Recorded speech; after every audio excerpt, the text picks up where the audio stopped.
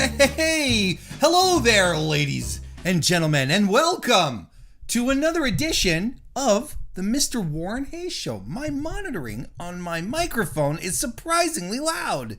There we go, that's better. I enjoy the sound of my voice just as much as all of you out there do. Just on the same level. But, there is such a thing as too much of a good thing, right?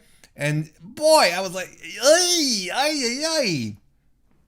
Everything was fine when I was getting prepped. I don't know what happened, but hey, maybe I'm just giving it a little extra oomph. Maybe I'm just giving it the little extra something because I'm so excited to be here once again to talk about professional wrestling on the first Thursday of December. It is December 2nd, 2021, and I'm just thrilled to be here and to be here with all of you here live on youtube.com/MrWarrenHayes. I think that, that kind of stuff just gets me going. It gets the blood pumping. You're like, let's get this guy. And I'm not going to lie.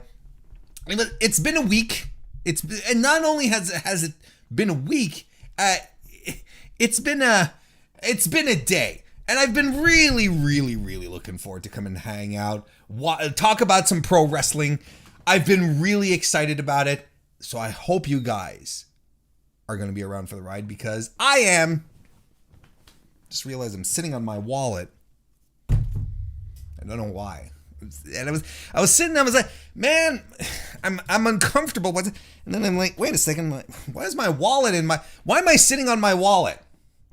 Like, you put the wallet in your pocket to go out and do to buy shit or, to show your identification to the authorities when they pull you over for looking suspicious because you're wearing, a very long coat.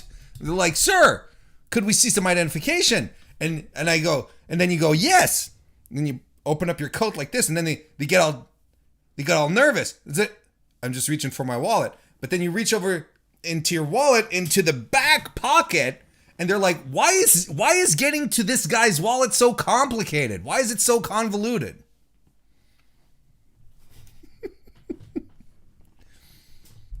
Pro wrestling, man. It's fantastic. But yes, hey, I'm recording live right now on youtube.com/MrWarrenHayes. I record live every Thursday night, 9 p.m. Eastern, 8 Central. And I'm going to start saying 8 Central because I know I used to say 6 Pacific, but I'm going to start saying 8 Central. You know why? Because there's a large not contagion. Not a contagion.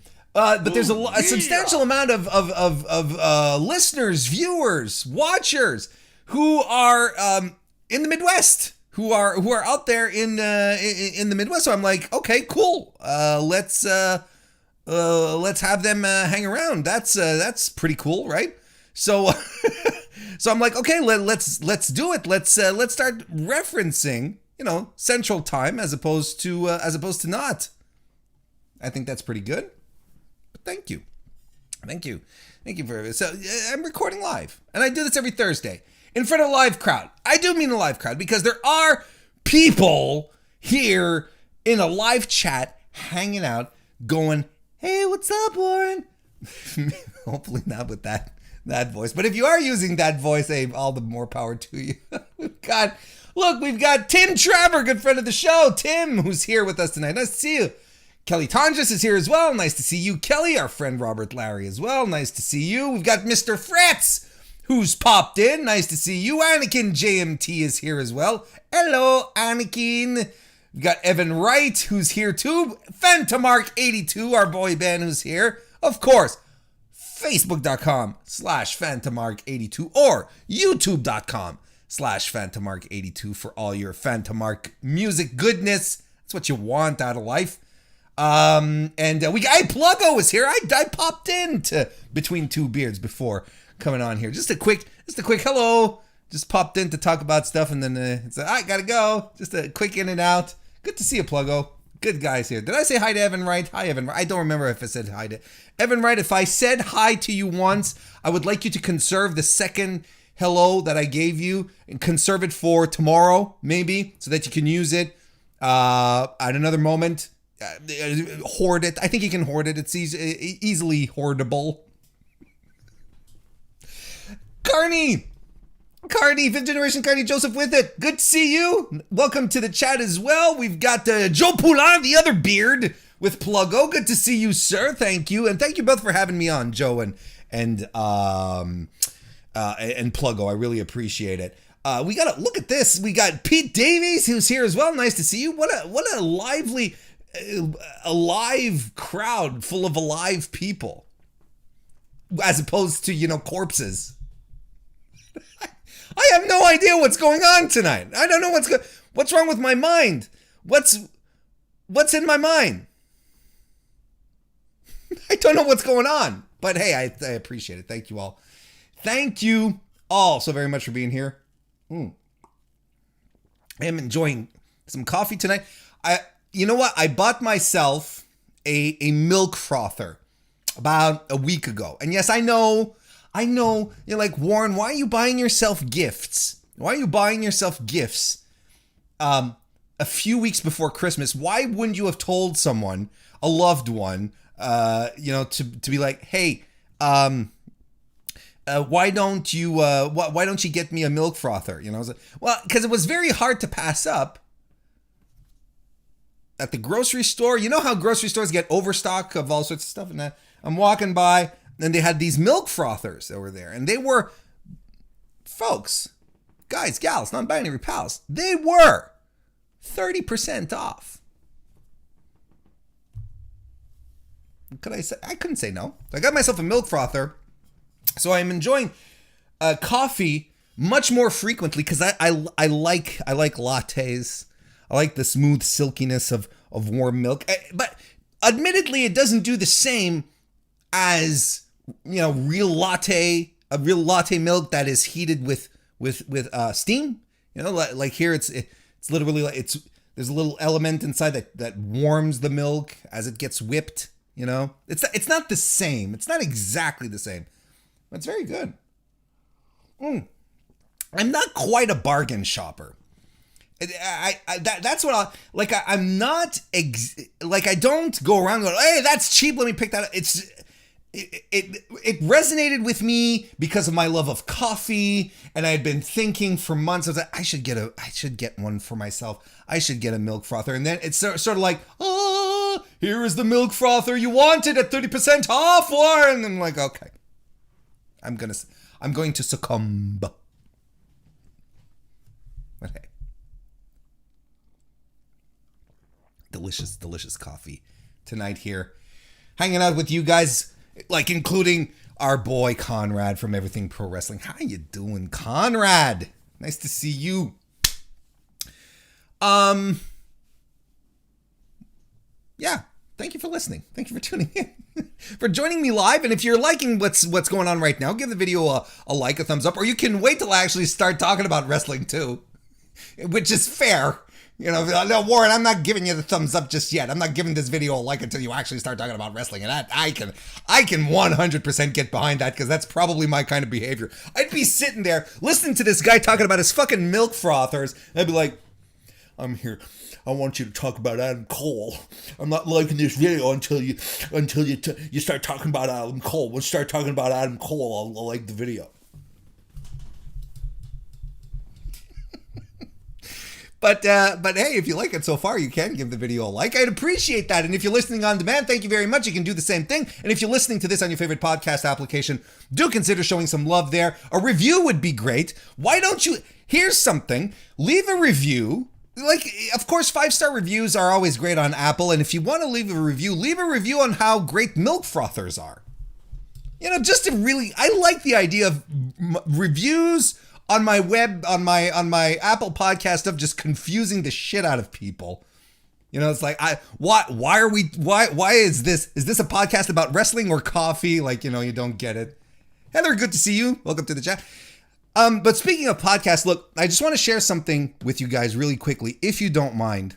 If you're a Spotify user, you've received the Spotify Unwrapped thing, right? Where they compile everything into what you what you've listened to most during the year, musicians, podcasts, songs, the amount of the time, the amount of the quantity of music you listen to, and they all do all in a nice little story, format, little like an Instagram story format kind of thing. Well, this week I got a notification, and I'm going to say this, and it's the first time that this has happened to me. And I'm just going to share it with you guys because I was pretty stunned when I got it. But look, this person here on Instagram tweets me here, not tweets me, but see how much Twitter I use in a day. Look at that. It leaves a notification here saying that I'm their second most listened to podcast, and I was like, oh, I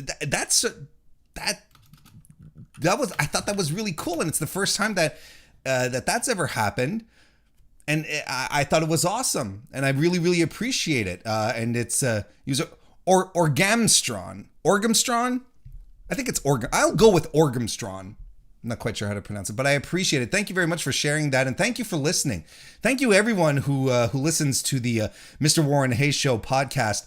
I appreciate all of your audience-ship, your listening-ship, and any love that you can show there as well. We always talk about the reviews, but follows on Spotify and likes and stuff like that. That stuff really helps out, and that really made my day. So thank you. Thank you all very much for that. Let's see. Bell2bells.com, your women's wrestling wire. Hey, you want to head on over there. BELLTOBELLES.com. You can go over there. There's already an article up there about the PWI, about the women who made the PWI Tag Team 50 list. They're on there. So we have a nice article up there that you can go read. You can also watch all our great interviews over on our YouTube channel, youtube.com/Bell2Bells. Or you can follow us on Twitter at Bell2Bells. Women's wrestling rules. That's all you need to know. Don't forget as well, you can join the Mr. Warren Hayes Show Discord. The link is in the description if you're watching live as well. The friendly bot will occasionally drop the link there. I think you should come join. I think you should look, even if you don't know how to work Discord, we've got mods there, friendly, helpful, delightful mods who will be willing and able to help you out, to make heads or tails out of Discord. Download Discord, come join us. It'll be your best entryway into the wacky world of Discord. I promise. Or you can bug Evan. Evan's there too, Evan, right? So come on over. Like it'd be fantastic. We talk about wrestling all the time there. We watch stuff together. It's great. It's really great. And it's gonna be fun during the holidays as well. It's gonna be good. So come and join us there. Don't forget to join us on the post stream as well. Last week I took a week off. Well, I mean, more or less took a week off. I had work obligations, but our boy Anakin took over last week, and I appreciate it. Thank you very much for taking over the post stream, which is for members only. Anakin took over, hosted it like a champ. I'm going to give a full retrospective of it on the post show tonight. but yes, I do want I do want you guys to come join the post stream after we're done. It's members only, so you become a member of the Mr. Warren Hayes Show YouTube channel right here, and you can come join us for the post stream. And I want to hear your thoughts on who has left WWE and who has entered a better position in AEW, or who hasn't been as great. You know why I'm talking about this. You know why this is. You know that's why, right? You know the reasons why I'm bringing this up. But I'd like to hear your thoughts. We chat, Discord calls. It's a good time. Come and join us. Members only. Immediately after when I'm done here with the mainstream. And it's a great way to show some support for the Mr. Warren Hayes Show as well, because you become a member. Memberships are always great, and super chats are always great. You can leave a super chat, and I will read your question or comment live and on the air, such as the super chat left by Anakin JMT. Thank you very much. talking about my wallet stuff earlier. He says, that's why you get a wallet case for your phone. I don't believe in those. I don't believe those.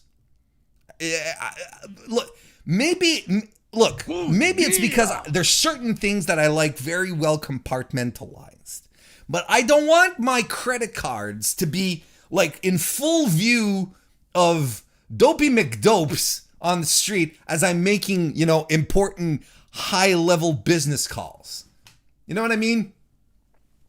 Like, I remember a few years ago, and here's the thing. A few years ago, I'm walking down St. Catherine Street in Montreal, and I'm with a friend, and two friends, and the second friend, the one that was furthest away from me, is talking on the phone. She's got her phone, blah blah blah blah blah blah blah, and she just and as she's talking, some dude just runs right by her, whoop, and grabs her phone and keeps running. And like by the time that you're like, hey, he took my phone, like the guy is a sprinter. Like he's prepped for this. He's gone with her phone. We filed a report. She never got her phone back, of course, but the point being, right? The point being that she got her phone taken away. So if she had her wallet and all her cards there on her phone too, it would have been equal time. It would be umpteen times more disaster. Umpteen times. Oh yeah. That's why I don't believe in putting wallet phones. Nah, I don't believe in it. It's a recipe for trouble, folks. It's a recipe. Put your money in one place, your cards, your data, like your personal info, your identification in one place, and your phone in another. Now you'll straight up tell me, and I know who you are. I know what you're gonna say. You're gonna say, but Warren, yes. On my phone, there's all sorts of personal data and identification which is stored on there regardless. So what is the big point? And I'm like, okay, let's go right ahead with the weekly wrestling inspection.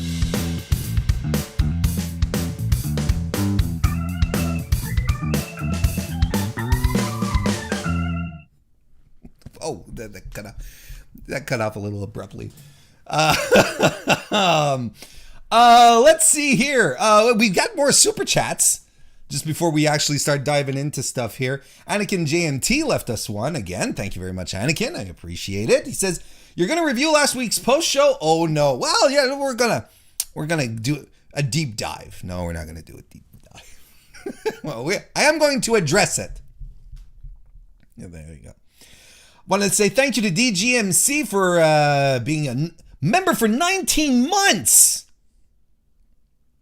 Dude, thank you so much. And he says, come on, get a Ridge wallet, Warren. Hey, once they decide to start sponsoring me like they do most people on YouTube, I'll get myself a Ridge wallet. You can. I'm no dope. I want free stuff too. We also got a super chat from Suprit Ramnaktar. Excuse me. Suprit, thank you very much. He says, when Yoshihashi turns heel, his finisher should be called Karma's a Bitch. Now, is Yoshihashi ever going to turn heel? Is he? Do you think that might be even a possibility? Is that even a thing? I don't buy it. It's funny to think of. Karma's a bitch. Then maybe then he could finally really lean into the fact that he's some kind of headhunter, and actually start hunting heads. I don't know what I'm talking about. Hey, I'm ending a poll right now that I started a little earlier this evening for the live crowd here, asking the live audience what they would like me to start talking about. First, I gave them the choices between the PWI Top 50 Tag Teams, the NXT War Games preview, or AEW just in general. And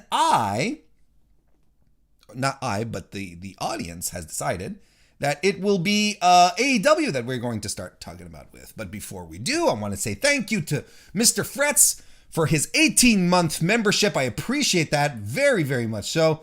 He says, Warren, I reviewed Chi-Town Rumble 89. Great show. Oh, on your podcast. Yeah, you should go check that out. Mr. Fretz has a Fretzelmania podcast. You should check that out. It's good times.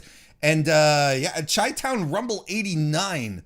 That takes me back. That's exactly the kind of show that I'd have to rewatch to really get back into it. And Mr. Fretz has my hookup clearly, so it'll be a good starting off point to get back into it. Thank you very much for being a member.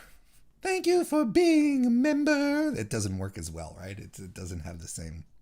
Yeah, there's 3 syllables to member. I'm going to stop talking about members now.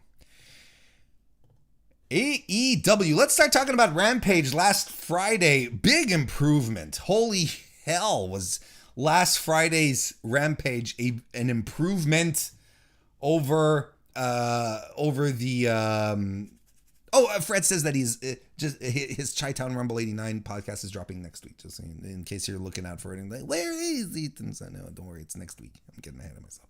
So here we go. That's right. We're talking about Rampage last Friday. What an improvement! Like just within a week, right? Usually, Rampage is an easy watch, and I love it. It's just an hour, and 2 weeks ago I thought it was a little on the rough side. This wonderful Rampage. I think we were back in form, just like we're back in form when we see Kristen Ashley, the First Lady of the MrWarrenHayes show. Yeah. Hello, Kristen, and welcome.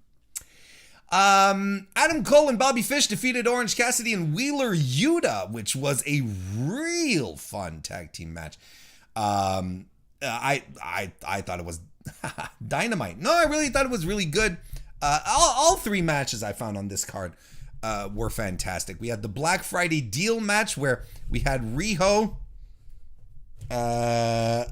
defeating Dr. Britt Baker to get a shot at the AEW World Women's Championship. Now, did I understand that there was discord regarding Riho and getting a title shot, or being a did I get that right? That there's some people who are displeased about this. That like, why is Riho suddenly popping back into the title situation? And like, this all makes sense. It all makes sense. It all boils from Riho not being eliminated properly from the Casino Battle Royal a few months ago. They decide to circle around back to it to sort of, give another challenger to Britt, and a challenger who, on top of that, this is what I don't understand. Riho is extremely well liked by the AEW fans. She's former AEW World's Women Champion, and people love Riho. This makes a lot of sense. Dollars and cents. Why would anyone be upset about it? I don't understand. I don't understand it. And look, we had it was a long match. It was a good 10-minute plus match where the women just went for it. I don't see where the situation is what the situation here is. Why we should be complaining. If you wanna harken back to the ratings, for instance, right? If you want to go back to the ratings, the rankings, excuse me, then you can be, sure, okay. If you want to start dredging that stuff up, go right ahead. Like, this in this instance here, it is literally like just storytelling. It's a loose end that still exists that AEW decided to tie up. And they probably, well, actually, not only did probably, but they most likely want Britt to have a proper challenger, maybe for Winter is Coming, which is going to be their next big Supercard, or for Battle of the Belts, Clash of the Belts, belts clashing belts, tied up belt battle, big battle belts, battles of clashing belts, clash the belts, battle the blobs. I don't know. It's Battle of the Belts. It's called the event that they're holding in January on a Saturday. See, that's the thing. This is the thing. This is what, frankly, I don't understand it. I don't understand what anyone has, if anyone has any trouble, why anyone has any trouble with this, you know? It's a strap showdown. That's a good one, actually. Straps showdown. Makes sense to me, and it works. I'm fine with it. And now Riho is going to fight Jamie Hayter on Dynamite next week, next Wednesday. And folks, here's the thing. 2 women and 100% versed in Joshi. Both Jamie Hayter and Riho. This is going to rule. It is going to rule. My God. I thought it was a strong match. I thought it was very well put together. I thought Britt looked good. Riho looked good. Of course, they didn't pull out all the stops. They've got another match under their belt to deliver. So of course they're going to save some stuff for the big title bout. Relax, everyone. Oh, yeah. Let's go, women's wrestling. Let's go.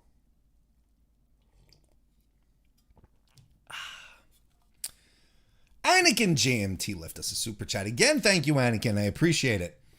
He says, it was weird they waited so long to bring it back up instead of doing it after Ruby lost her title shot. Think that's why people felt weird about it. Look, what is the time frame in sort of bringing loose ends together, right? What is the time frame? And I ask that legitimately. I think this may be due to the fact that we are used to a certain type of booking. And then that people, when things go a little contrary to what they expect or what they're used to, maybe not what they expect, but what they're used to, it's sort of like, well, it should have happened earlier. I don't see. They tied up a loose end. How many loose ends are still existent in WWE to this day that they haven't fixed? And if they did want to fix it up, if they did want to pull something out of, I don't know, I can't think of one off the top of my head right now, outside of, gimmicky ones, silly ones like who threw the pie in Kevin Owens' face. If they wanted to wrap that one up, I'd be okay with it. It's like, what is the there were other challengers, there were other things. I don't know, man. I think it's fine. I really do think it's fine. Maybe, I don't know. Look. A little coffee. And Eddie Kingston defeated Daniel Garcia in a very good main event as well. That you just got some boys hitting each other so really hard. And you can tell, that Kingston was like, I'm going to hit you hard. You better hit me hard back, right? You could tell that he really wanted to get that aggressiveness out of Garcia. You could tell, and I loved it. It was great. It was a very, very, very good edition of Rampage. If we move over to last night's Dynamite now, started off with Bryan Danielson versus Alan Angels, who, here we go again, killed another career. Rip Bryan Danielson's career. Rip and pepperoni. It's done. Alan Angels gave up too much offense. Too much. Or had too much offense. He didn't give up too much offense. He just, too much offense. Just laid right into him. And Bryan Danielson is on another level. He shouldn't be letting, these lower mid-card dudes go at him like that. What is he doing? And why is AEW employing Alan Angels when months ago he destroyed the career of Kenny Omega, and now he's back here destroying the career of Bryan Danielson? Who books this shit? We're just destroying all of the upper main card guys. That's right. Bryan Danielson buried. You know the golden shovel that Cody had? He used it after the show. He just went out into the parking lot and he dug a hole and then he pushed Bryan Danielson into the ditch and he filled it up again. He's done. Career over. Kaput. Career killer Angels. He has to kill 5 careers. That's what he has to do. Just it all has to be. It all has to die. It all has to die. But yeah, no. I thought this was a very good look. Honestly, good match. Hangman joined commentary on this one. Crowd was so hot for Angels, right? Who brought? Of course, he was in Atlanta, right? But he brought just a little. Angels, I thought, had a little more gumption in everything that he did. He had a little more oomph. You know what I mean? A little more. It was a little more stank. I think, as the kids say, to everything that he was pulling off, and I loved it. I loved every second of this. I thought it was very, very good. Bryan Danielson is Bryan Danielson. He did a double underhook slam right into a Jujikatami, which I thought that popped me. I thought it was great, and I mean, he tore Angels apart, and he had a good time doing it. That was good stuff. I'm going to reiterate. Number one, we're 2 weeks away from Winter is Coming, which is the big Danielson Page match. Hangman has to wrestle next week. And it doesn't have to be a one-on-one. Look, don't put him against Alan Angels. Alan Angels is going to kill his career. But I'm a little surprised that Hangman didn't get any in-ring and that we're just focused on Daniel Bryan. And again, I think it's a smart move to get Bryan Danielson in the ring and have him wrestle because you really want to get over the fact that he's a heel. He's a dastardly heel for wanting to fight the top babyface guy. And by defeating hometown heroes from the Dark Order, who, most people like, I wouldn't want to say everyone, but, Dark Order is pretty over for a bunch of lower card jabrones, right? The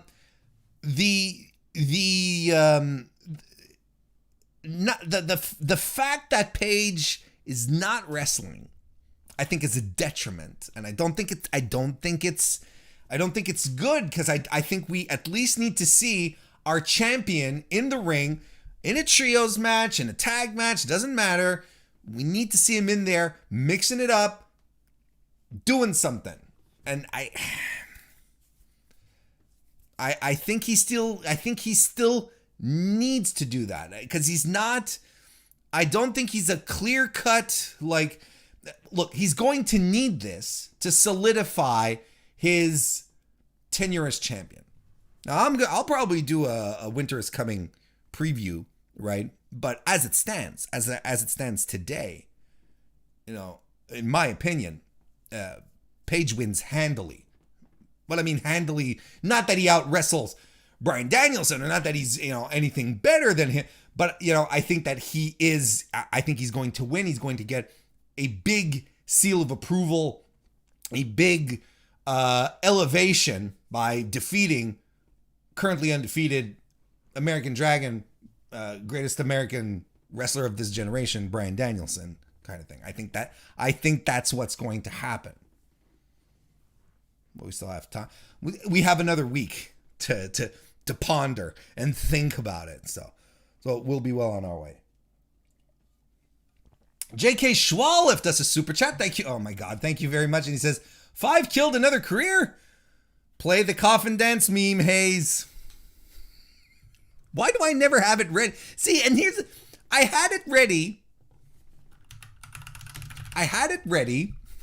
Yes, I'm going to do it. I had it ready, but then I switched back from whatchamacallit, from Streamlabs OBS back to OBS Studio, so there's a bunch of things that I left behind in the re-importing and whatnot.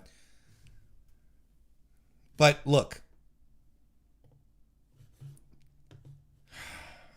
we're gonna play it because of course we're going to play it, right?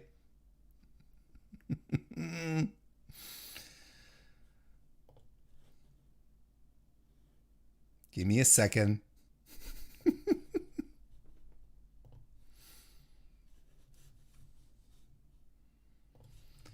We're gonna play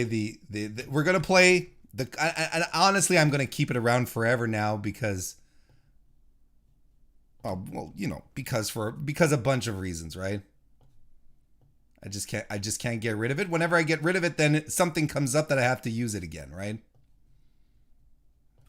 Okay.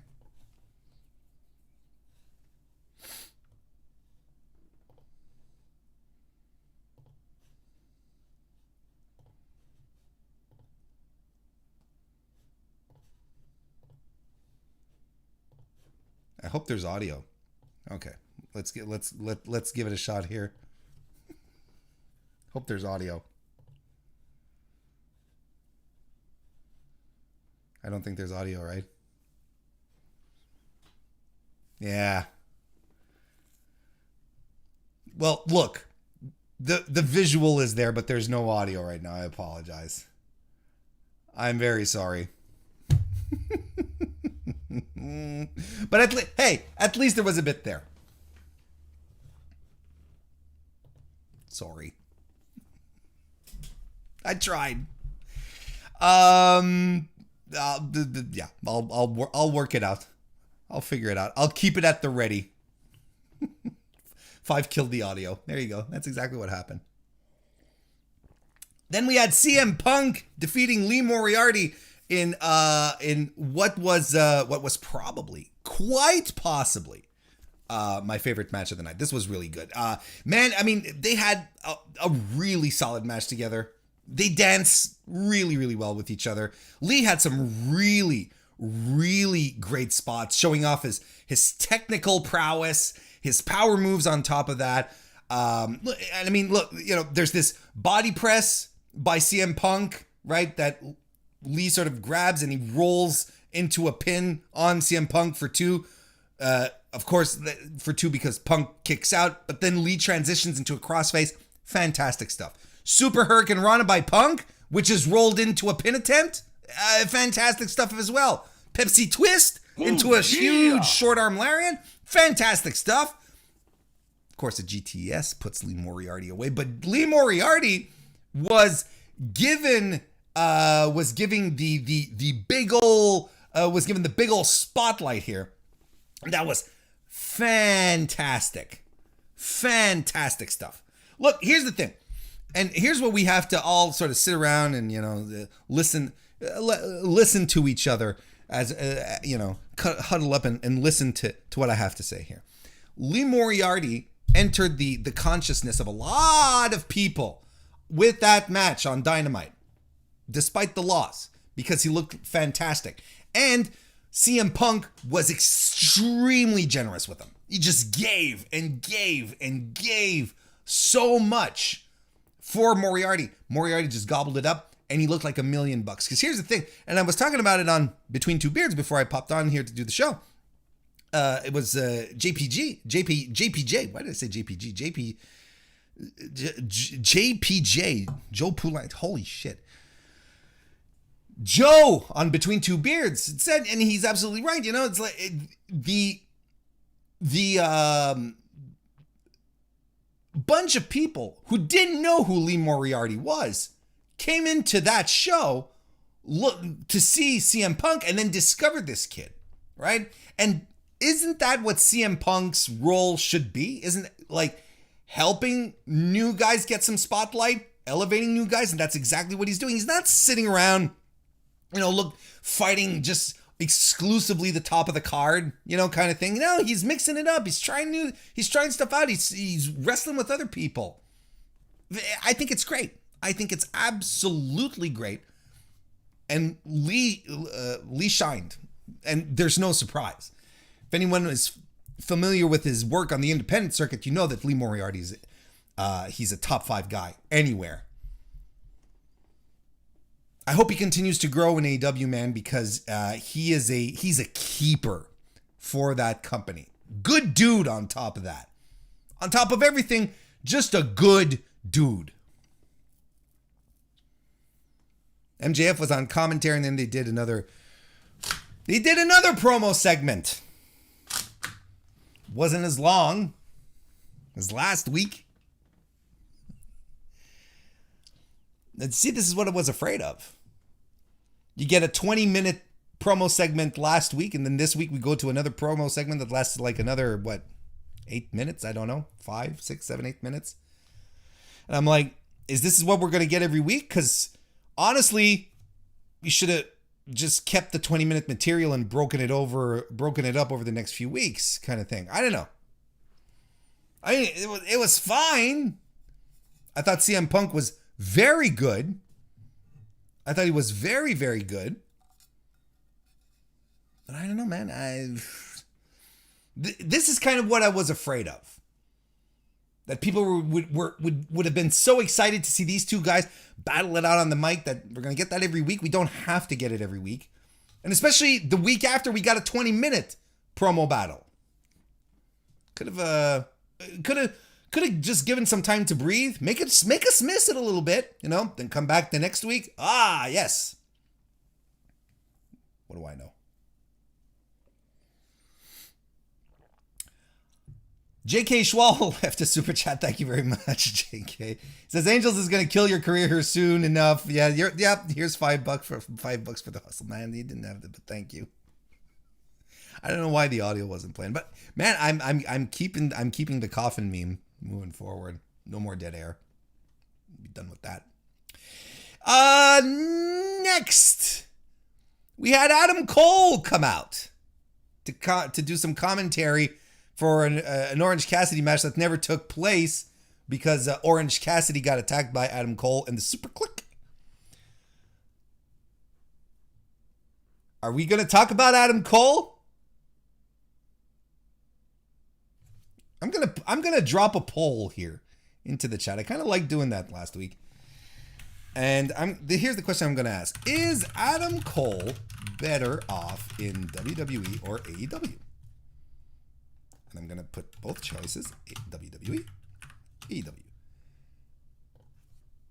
And there goes the poll.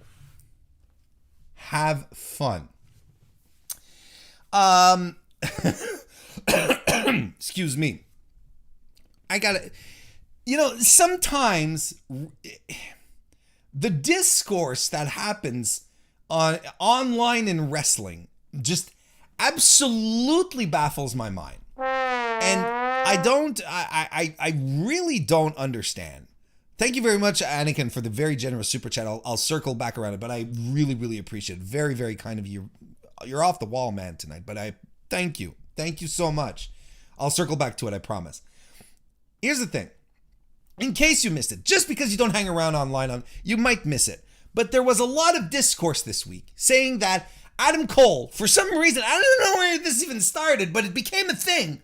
And Adam Cole is apparently better off in WWE than he is in AEW. Because in WWE, he was NXT champion and so on and so forth. And because in AEW, he gets pecks on the cheeks from his friends, and because he wore a Ghostbuster costume. Like, I don't even understand. I don't get it. I don't understand. And I've been racking my brain trying to understand why this is a thing, why people have this discourse in their minds that he's much better off he was much better off in NXT, and he should have stayed in WWE, and he would be so great there. And please, chat, go right ahead. Add in your thoughts here as well. And I'll give you, I think there's two answers to this. I think legitimately there's two possible answers. After all my profound analyses, this is what I've come up with. Here's my first answer, and it's the one that's a little more convoluted. I'll give you that much. But I think that, first of all, first and foremost, I think most people are complaining that Adam Cole isn't as well taken care of in AEW I think these are people who are not watching the AEW product, first and foremost. Because if they were watching the product, they would be able to ascertain the fact that in AEW, there is a very interesting, hot, and over mid-card, which is not the fact, not the situation in WWE. Let's be real here. In WWE, excuse me,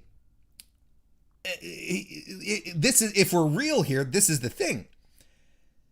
In WWE, you are over, you are meaningful if you are in the upper crust, in the upper tier, if you're wrestling for titles. Because there is no proper mid-card per se in WWE outside of anything related to titles.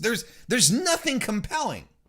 Whereas in AEW, you have a whole slew of guys who aren't in the upper crust, who aren't fighting for titles, who get huge reactions when they come to the ring.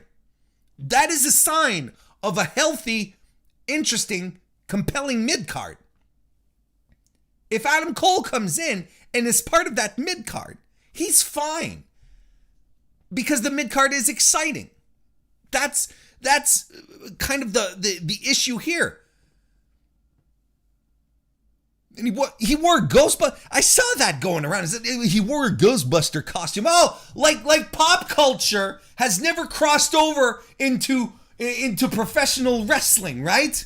As if that has never happened before, right? Didn't we get just a couple of weeks ago a murderous Chucky doll on NXT as a host, right? Sting never partnered with RoboCop. You think Dennis Rodman was added to professional wrestling because of his wrestling skills? Because of his basketball athletics? No, he was a pop culture icon. That's why he was added in. Come on, folks. Let's get real here.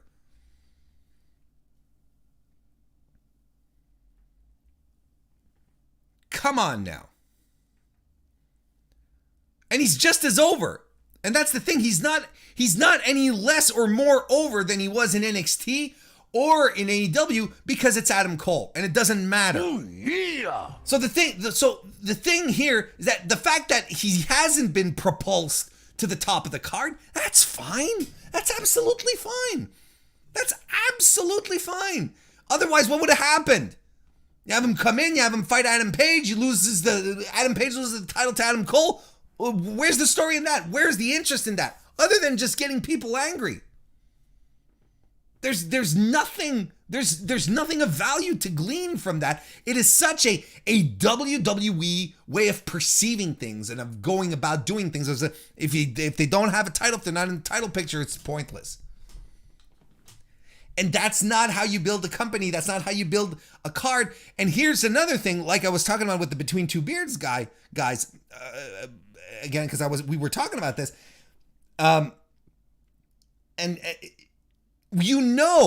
He being Adam Cole, he's going to be feuding with Kenny Omega when Kenny Omega comes back. That's the story.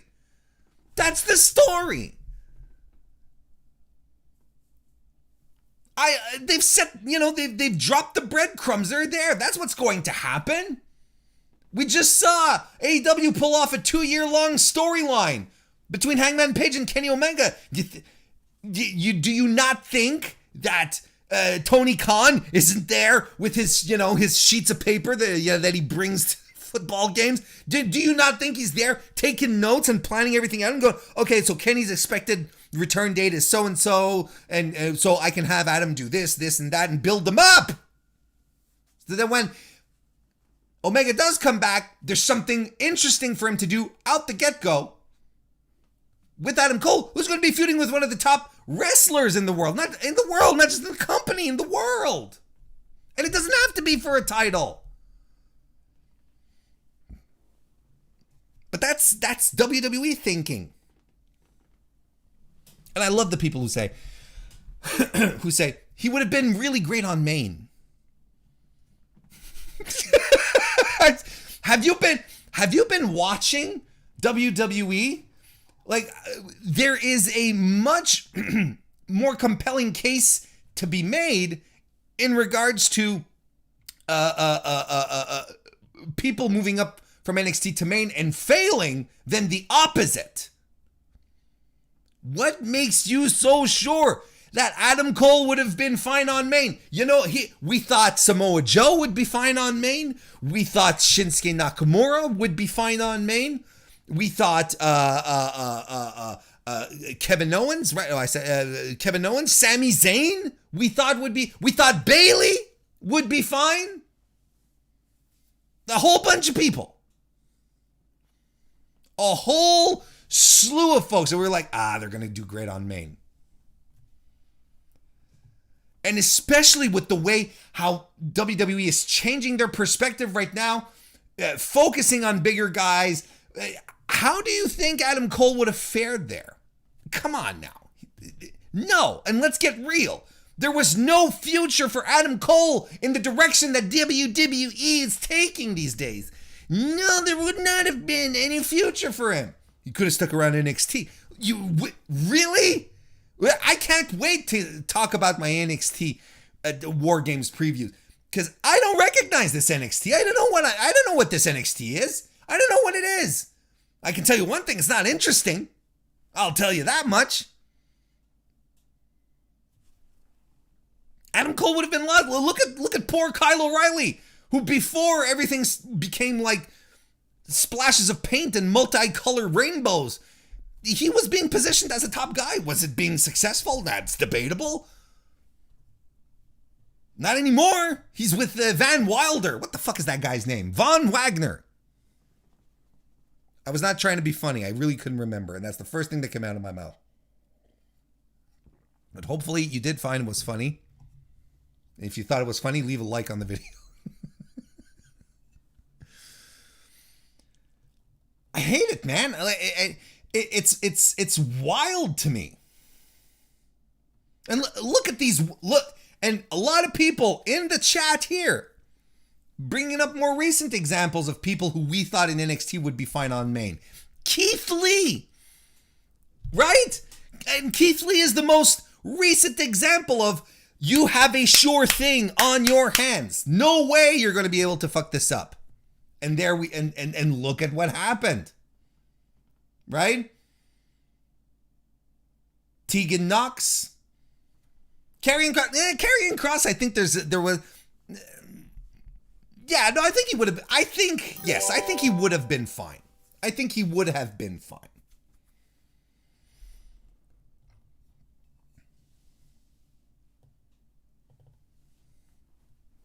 I think he would have been okay. But hey. Hey, thank you, Kristen Ashley, member for 20 months. Says she's not a teen anymore. Up into the upper echelons of membership. Thank you, Kristen, for 20 months being a member. Appreciate that.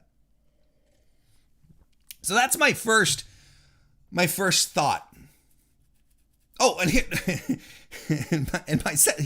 so that's my first answer as to the Adam Cole discourse. But the second one comes to me via people comparing Adam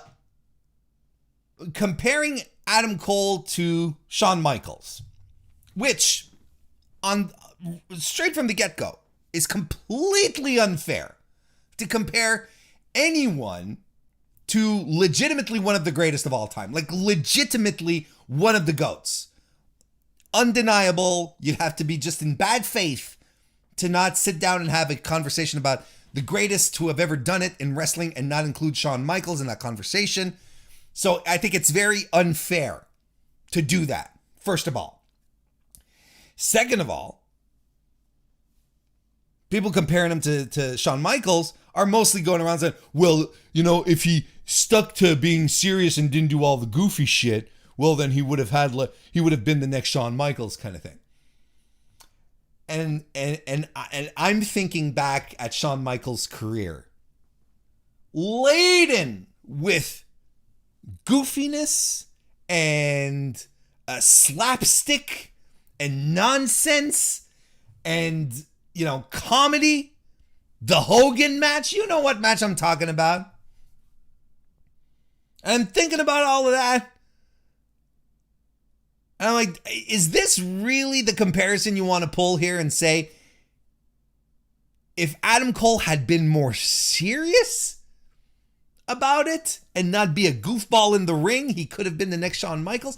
So this is where it dawned on me. This is where it's all coming together.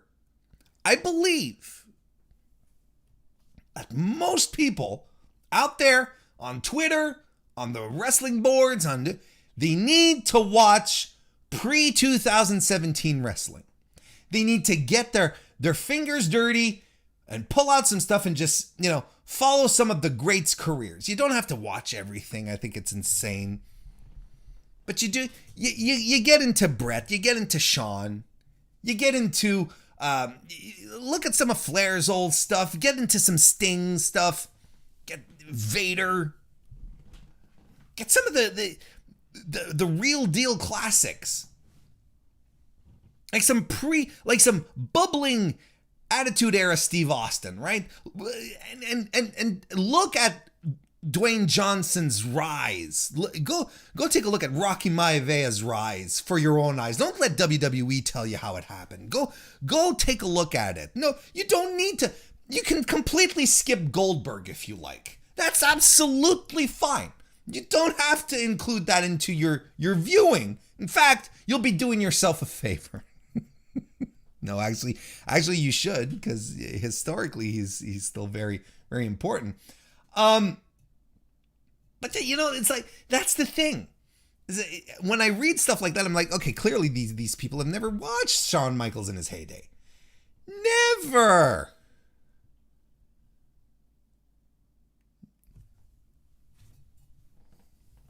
So those are the only reasons. Those are the two reasons why I think this discourse happens. On one hand, there's just, people who don't watch the product and who don't realize how hot the mid-card is, since they're completely in the WWE bubble and in the WWE bubble to prove that you're important to the company, and not necessarily over, mind you, but important to the company. They'll strap a title on you, or they've never watched anything pre-2017. I believe that. I sincerely do. Or they've only watched WWE, Because if they went back and watched some Ring of Honor Adam Cole, it'd be the same thing. And be like, oh, wait. Many people don't realize just how close current Adam Cole is to Bullet Club Adam Cole. And that the NXT Adam Cole was him getting a little more serious. That was the thing. Look, the discourse was stupid. And if you really think that Adam Cole is in trouble, he is clearly starting up a feud, a program with one of the most over guys in the company in Orange Cassidy.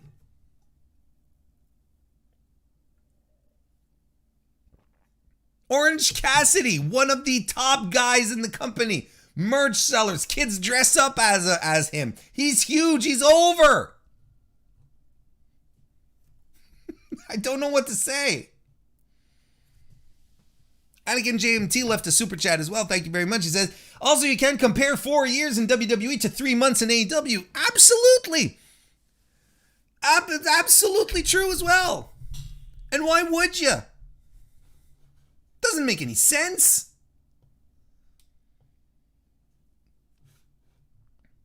And I would argue that there were low points. There were legitimate low points in this NXT run. Tell you the last few months weren't glorious.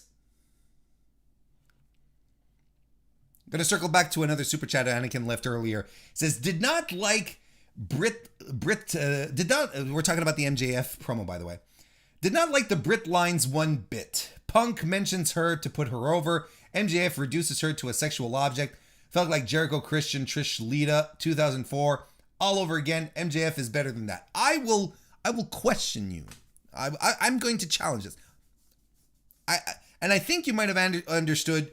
I think you might have actually answered your own question here, or your own comment, because the juxtaposition is clear here. You said it yourself. Punk mentions her to put her over, MJF to objectify her. There you go. That's the dynamic, right? One of them is our hero, the other one is the dastardly villain. Was it great? No, I think we could do better. I think we could do better overall. Is it MJF is better than that? I will challenge you that he's not. I would challenge you that that's his thing. Being gross like that. I think that's the thing. And there's one thing as well, and I'm not trying to defend it, because, you know, I was like, like it doesn't even make me react. It's not even something where I'm like, and again, you know, I'm not necessarily the crowd that the type of person who will get offended by this either. But I sort of look at it and I'm like, yeah, you know what? It's not even clever. It's not even creative. It's really, and it was so fucking random. I was like, where's this coming from? You know, where's this coming from? Like, if anything, you know, Adam Cole sort of, you know, always side-eyeing Tony Schiavone and being like, you know, you stay away from my girlfriend. That has a little more substance to it, and that, you know, you understand where that comes from. This is so random. So why are you talking about Britt Baker? Because CM Punk keeps talking about her, that she's one of the pillars, that she replaced you. Like, it's MJF being petty in a petty way, but I would definitely say uncreative, a little boring. I think what you mean is that he can be cleverer than that. And I will give you that. I will completely agree. I think MJF is a much better banterer. This felt very basic, you know? It felt really... And you see, like, him threatening to kill his dog is actually something I thought that's real heat to me, because there are entire movies, heroes, right? John Wick, he goes on a murder spree because the Russians kill his dog,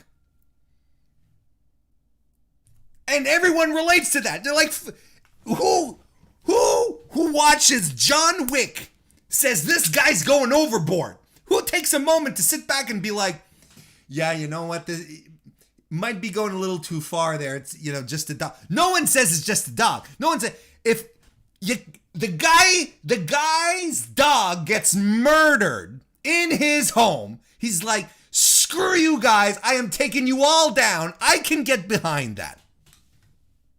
It's not it's not spoilers for John Wick. Honestly, at this point, if you haven't seen John Wick, you're never going to see it. You're never going to see it at this point.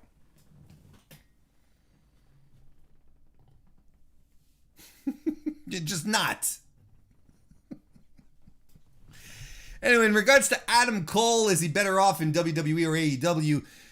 The MrWarrenHayes show live audience said that 94% of them said that he's better off in AEW, as opposed to 6% who said that 5%, excuse me. How does that math work out? YouTube, AEW, better off in AEW than 94%. WWE, 5%. Sorry. Larry's a better babyface than Cody. Big pop. Let's move on. We had Wardlow crushing AC Adams. Fantastic. 3 power bombs. I hope that becomes his thing. I hope that becomes Wardlow's thing. He just destroys people with 3 power bombs, one after the other. I hope that really becomes his thing.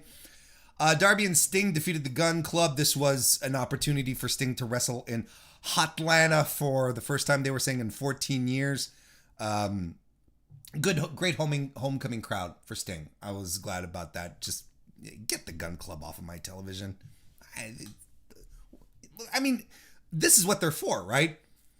You know, semi upper lower jabronis to feed to the stars. That's fine. Fantastic stuff. Now hit the bricks. That Team Taz Lio Rush promo was a little weird, wasn't it? It was a little off. There was something that happened there, a little chemistry that was lost, and Lio Rush sort of brought it back by playing to the crowd, but it was weird. Like, you know, I like the Steiner Math callback from Taz. I thought that was fun. Then Leo comes out and you're supposed to know who I am. Your commentators, I'm like, what are you talking about? And and even Taz was like, get on with it. What's your point? And I was like, yeah, what is your point, Leo? Like, it was a weird one, but it was a weird crowd too. It was a weird crowd, the Hotlanta crowd. Ruby Soho defeated Chris Statlander to move forward to the semifinals of the TBS Women's Championship Tournament. Strong match. I thought this was pretty good. I thought it was pretty good. Solid match where, you know, Statlander's strength was really put to good use here. We saw her do stalling suplex, a great power slam, spider crab, a blue thunder bomb. It was all really good, and they really had an electric final third to this match. They really did. The Poison Rana from Ruby Soho, followed by that low Rana that just couldn't put Statlander away. Fantastic stuff. That was really, really good. And Ruby won the match. I thought this was a lot of fun. I thought it was a strong match, probably second best of the tournament so far. Safe to say. Ruby wins, and she's the only wrestler in the tournament to have made it to the semis without a bye. Her other competition, Nyla Rose, Jade Cargill, Thunder Rosa, all had byes. Ruby Soho did not. She's working the good old-fashioned way. She's paying her dues. That's what she's doing. So right now our standings, and I just want to point out how I'm batting 100% so far in my brackets here. Thunder Rosa, Jade Cargill will be one of our semifinals, and the other one is going to be Nyla Rose versus Ruby Soho. Now again, and I'm gonna keep on this, okay? I still do, that this title is meant for Jade Cargill. I think she's going to be the inaugural one. AEW put too much effort into pushing her, into building her, to making her into something special. And I think this is the way for them to sort of cement that, make that a thing. But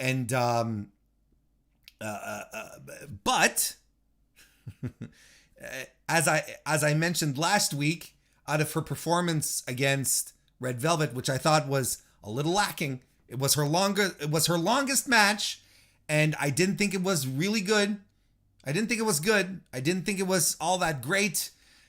If I'm Tony Khan, I might be thinking about rearranging the booking a little bit. So maybe Tony sort of looks at her go, have a 9-10 minute match, and he's like, no, you know what? She's still not there yet, and maybe pumps the brakes a little. So look, we're just gonna hold you back a little bit. There'll be no shame in losing to Thunder Rosa, and we'll have Thunder Rosa move forward. I wouldn't be surprised if they did that. But I still think the main event, the finals to this TBS title, is going to be Jade Cargill versus Ruby Soho. Heel versus babyface, straight down the line, no questions asked, no confusion. And yeah, that's it. And I think Jade is going to win. Because AEW puts too much at this point, Ruby Soho and Jade would both make great first-time TBS championship material. And there's a great story in saying that Ruby Soho went through the entire tournament, right? From the qualifiers to the finals. Like, she didn't get a bye. And that's a great story to tell on top of that. But I think this is where we're going. And look, they're giving Jade another squash on Rampage this week. If it tastes like, by the way, against Janai Kai, poor Janai, because she's, obviously she's there as fodder, but good for her. Good for Janai. The real deal. Fantastic wrestler. Of course, she's being fed here, pure and simple, but great stuff. So what my point here is that they're giving Jade another squash. So don't kid yourselves. AEW wants the Jade Cargill experiment to work. They believe in her. They have plans for her. Do not be surprised if she ends up winning the title. I think there is more than a fair chance of that happening. And finally, we had that main event. Cody versus Andrade. You know what I liked about this Atlanta street fight is it felt like a street fight. No collar and elbow tie-ups, no feeling out period. The guys just started fucking going after each other before the bell. I loved it. Even Arn Anderson got tossed off the got flung off the stage there. I loved it. I thought it was a lot of fun. Going straight after each other, fighting onto the floor. Cody does a moonsault off of the barricade. The plunder was great. I enjoyed it. Cody just straight up low blows on Andrade like a straight kick, like nothing elegant about it, nothing sneaky, not one of these. Just a wham, lifts his leg, unfolds his knee, pomp. I'm telling you, the Homelander stuff, folks. Go watch this show last week. I'm not entirely off on this. I'm telling you guys.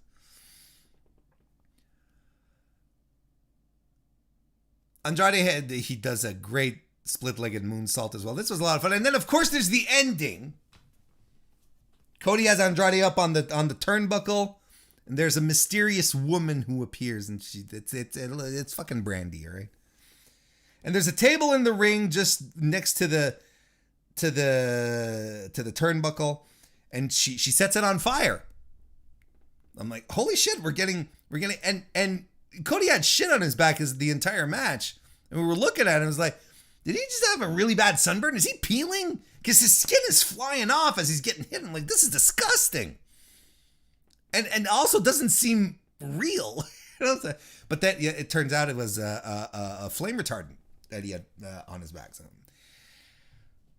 fighting through it and so on and so forth, so the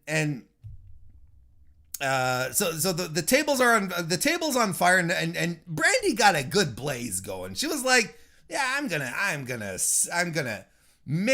making a bonfire here. We're gonna be able to roast some weenies on this. It's like she blah, blah, blah, blah, sets the shit on fire, and then Cody does a reverse suplex. We're between us, between you and I. Okay, we're gonna call it for what it is. Okay, we're gonna call it for what it is. The spot was botched. Okay, are we good on that? Is that cool? Otherwise, it doesn't make sense. If it wasn't botched, it doesn't make sense.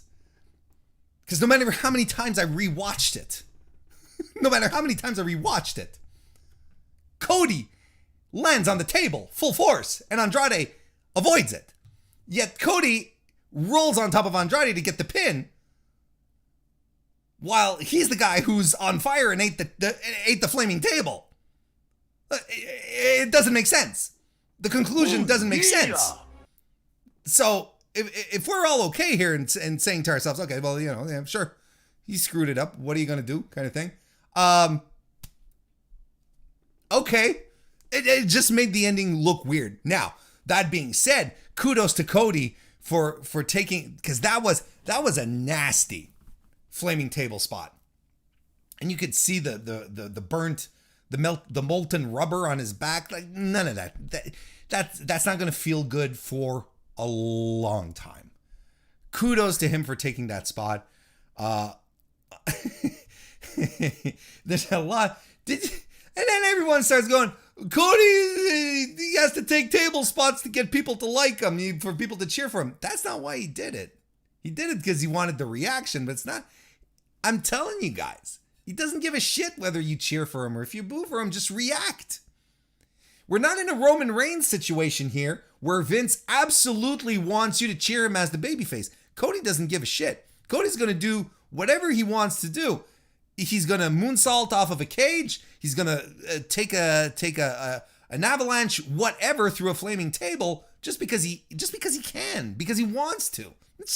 That's all. It's not that big a deal. And it's definitely not to be like, oh, finally, suddenly we're going to take him seriously. We're going to cheer for him. I'm convinced he honestly doesn't give a shit. He just wants the reactions.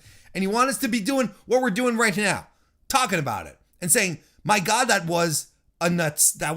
Because it was nuts. Whether it was botched or not.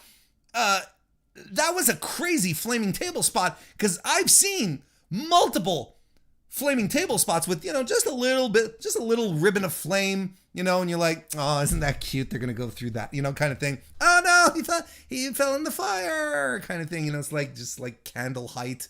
I'm telling you, Brandy went for it, and you could tell after she was like, she was in the ring and she was sort of going like this, going, I'm sorry, honey. You could tell she was talking to, are you okay? Am I gonna have to go home and tell our child that I tried to roast daddy alive tonight? That was amazing stuff. It's good stuff. I enjoyed it. That was Dynamite, AEW. There's a super chat again from Anakin. Holy shit, Anakin tonight. Thank you so much, man. He says, is there a better flaming table spot than Cody on fire making the pin? I mean, that's the thing. That's the thing, right? It's the guy, Evan. It's the guy eats the table spot. And then he ends up getting the victory. It doesn't. I guess there's something poetic about it. I don't know. Let's talk about there are a lot of wrestling shows this weekend. I don't know if you've heard. We've got AAA, who has a thing. AAA has a thing, and there's someone else. Oh, shoot, just slipped my mind. There's another event. Another big event that it just completely slipped out of my head as I was talking about it. NWA Hard Times. Thank you very much. That's right. There's the NWA show as well. But I would like to attract your attention on. Well, there's one that I'm going to talk about extensively, and another one that I'd like to attract your attention on Beyond Wrestling's Fight Forever show on Sunday afternoon on top of that. So if you want to watch, any of the pay-per-views in the evening, you still can. So this actually is a fantastic card that they have set up. And look, Beyond Wrestling, first and foremost, and I know I talk a lot about indie wrestlers on the podcast. I don't talk much about indie shows or indie promotions, and I try to talk about it when there's big stuff coming up. But I'll tell you one thing: I think Beyond Wrestling is a promotion that doesn't get half the love that it deserves, because I think it's one of the easiest promotions, indie promotions to get into. They have weekly shows every Thursday that they air before the MrWarrenHayes show. They have Uncharted Territory every Thursday night live, and it's on independentwrestling.tv. They always have great talent. It's so easy to get into. Decent production for an indie show, like, because a lot of the times that's a turnoff for a lot of people to get into independent shows, because the production value is quite a drop from stuff like WWE and what you see on cable TV with AEW, so on and so forth. But they have very good production value for the what's the word I'm looking for an independent show. Solid commentary on top of that, because there's a lot of promotions that the commentary is just like it's a series of inside jokes and insider terms. Now this is very there to welcome you. And if you've never watched indie wrestling and you'd be like, man, I don't know where to start, Beyond is the way to do it, because on top of that they welcome, they use names, wrestlers that you recognize, that you've seen either on social media, so on and so forth, or even on AEW, right? There's a lot of that. Last Thursday's Uncharted Territory show, I think my gut, my instinct tells me that it was probably my favorite indie show of the year. Like that one evening right there. You had Matt Taven versus Alec Price, which is fantastic. Alec Price, rising star. Absolutely fantastic guy. Matt Taven, sort of getting rid of Ring of Honor, so sort of starting to let go. He wrestled. They had a great show. They had a great match. Excuse me. Matt Mikowski versus Slade. Matt Mikowski just destroyed the guy. It was a no disqualification match. It was just violent. Matt Mikowski is so good. Then you had our girl Trisha Dora, Pan African World Diaspora World Title Champion, defeated Shug D in a match that had been building over the past couple of Uncharted Territory shows. Because that's another thing. Since they have a weekly show, they can build some angles, some basic stories, some stuff for you to get into. And this match ruled. It was really good. People have to stop sleeping on Shug. He's fantastic. Trish is fantastic. And we had someone in the Discord. We were talking about Trisha Dora in the Discord, which you should join, by the way. They were like, well, what kind? I'm not familiar with Trisha Dora's work. I keep hearing about her. What match should I watch? And I said, this one. You can watch her 60-minute Iron Man match with Tony Deppen as well, that she did in February, again, for Beyond, and it's free on YouTube if you want to. But, I mean, it's a commitment. You have to sit down, and it's an hour match, right? It's like a 15, 17-minute match, and it was amazing. And then you had the main event, Mike Bennett versus Ryan Galeon, which was great. Mike Bennett is an unheralded wrestling talent. It was extremely good. It was very, very good. But then the match that tore everything down, Charlie Evans versus Masha Slamovich. And I'm not kidding you guys. Go out of your way to see this match. You absolutely have to go out of your way to see this match. And I'm going to tell you another thing. Beyond is probably the best place to watch quality, compelling women's wrestling. I'm not afraid. A couple of weeks ago, Masha Slamovich had a great match against Layla Hirsch. Like an absolute barn burner again. Charlie Evans and Masha this time, bananas good. And I'm not kidding. Absolutely amazing. I think it's going to be on my top 10 list of matches of the year. Go out of your way to see this match. I don't think you're going to find. I'm trying. Maybe outside of Utami versus Shuri, I can't think of a better women's match than Charlie Evans versus Masha Slamovich. Do it. You have to watch it. It is something that you have to go out of your way to find. Look, and here's the thing: independentwrestling.tv. It's like what, $10 a month? It's $10 a month. You get beyond, and you get a whole slew of other great promotions, like Enjoy Wrestling on top of that, which is an up and coming promotion. It's absolutely fantastic. Like, you can't go wrong. You get a whole bunch of stuff for just $10 a month. And it sounds like a promotion. No one's paying me here. The Beyond people are, the Beyond people haven't reached out to me and said, Warren, do you want to do some underhanded promotion for? No, I'm talking passionately as a guy who loves pro wrestling. The value you get for subscribing to independentwrestling.tv, if only to watch the Beyond shows, is ridiculous. But then you get so much great stuff on top of that.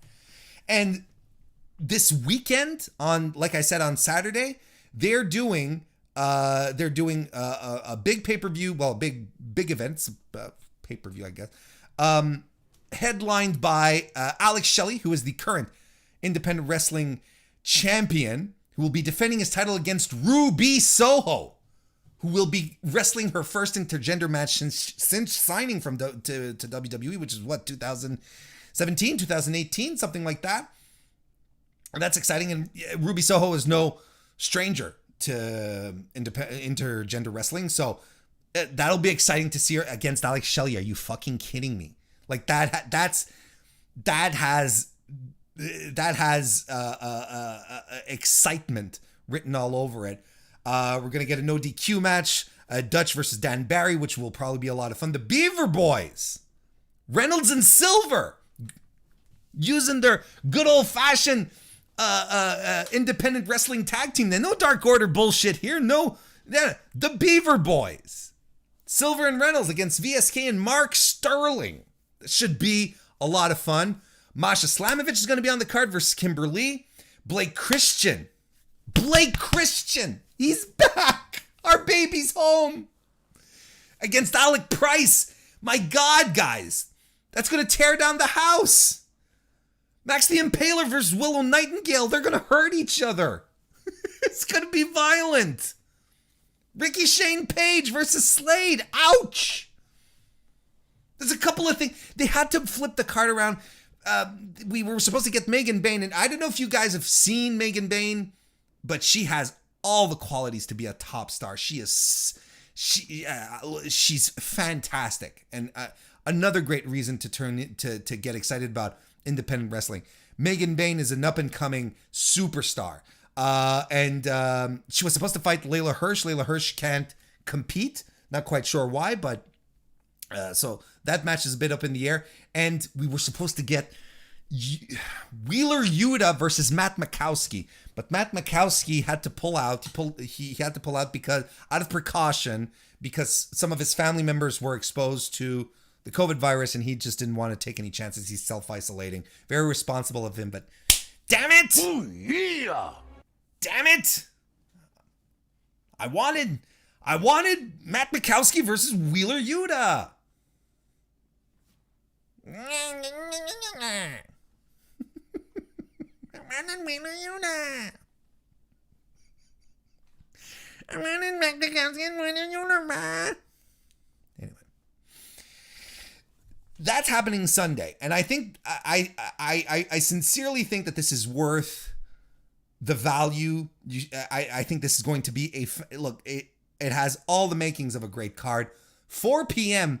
late afternoon. You're fixing up dinner, or it's already ready, and just reheat it, leading into NXT or whatever.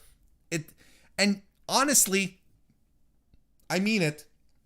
If there is one promotion out there that that is very easy to get into as an independent wrestling promotion, absolutely, Beyond is your thing. Absolutely. Anakin left another super chat. Thank you, Anakin. He says, when do we get Beaver Boys versus Ass Boys?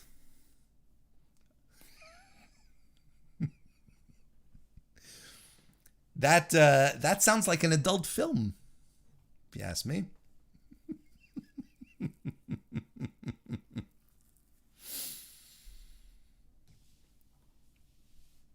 There's a War Games going on this weekend. NXT War Games 2021.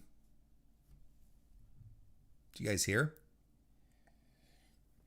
I'll tell you. This is how much I had heard about it. I knew War Games was coming up.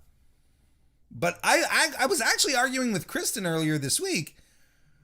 I was like, where she was saying there's a War Games on this weekend, right? I'm like, no, they're doing this on a Tuesday. They're not doing takeovers anymore. And she's like, well, I'm pretty sure.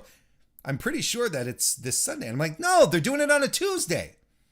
It's going to be a super card. They're not doing takeovers anymore. They're not doing the pay-per-views for NXT anymore.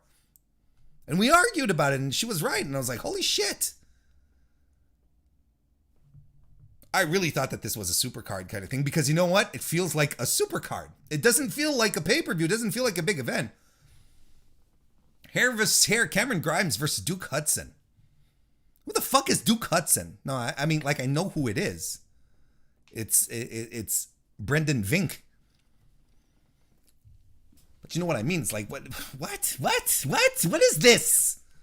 Hair versus hair? Look, Cameron Grimes, this is what kind of breaks my heart, though, is that the only thing that makes Cameron Grimes stand apart, that makes him look original, is the bushiness, the hair, the hairy chest, the big beard, the long hair, and now they're going to get rid of it.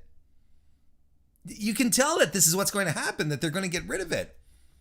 And it pisses me off because at this point now, they're like, all of our talent is interchangeable. And that's ultimately what they want, though. All of WWE talent has to be interchangeable, right? Remember when Parker Boudreaux was brought into the PC? Remember how everyone was losing their fucking mind over this guy because he looked like Brock and because he had that look, the tattoos and the big arms and it's like that look that'll just stare deep into your soul and make you fear for your life kind of thing. And everyone got super hyped because of his look.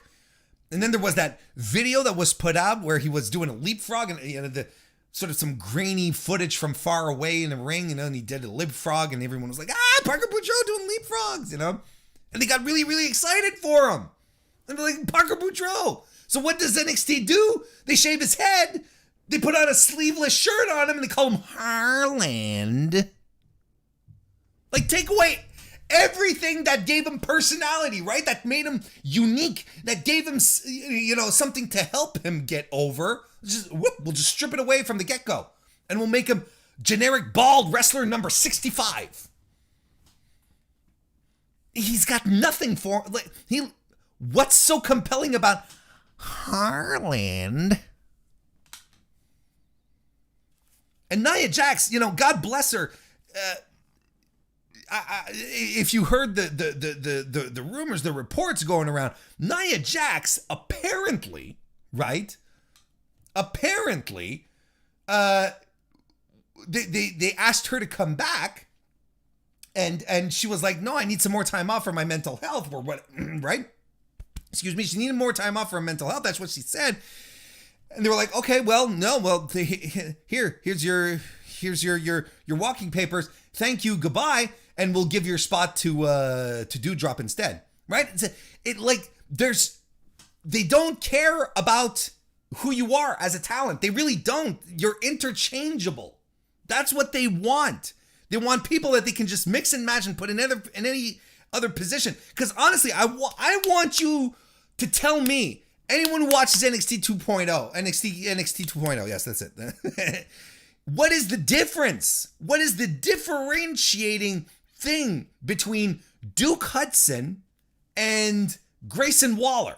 What are the main differences between those two? What separates them from one another? There's virtually nothing. Except for that, I think Grayson Waller likes to hit on girls. I think that's the main difference. That's the main character trait. What the fuck? Like, I don't understand. Anyway, so I think this is the last of interesting Cameron Grimes that we're going to see here for absolutely sure. Absolutely sure. I want to say hello to Jason PS3, by the way, who's in the chat. Nice to see you. And JPQ. Big paws on a pup. How you doing, pal? Imperium are going to be defending the NXT Tag Team titles versus Kyle O'Reilly and Vin Von Vagbach. Von Wagner.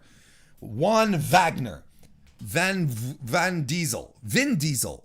Von Diddly-Doo. Kyle O'Reilly and Von Wagner suck together. And you can try to convince, until you're blue in the mouth. They suck. It is not a good pairing. It's not even a fun good pairing. It's just not good. You know why? Because Von Wagner has as much charisma as a VGA cable. I don't care what happens to the titles. I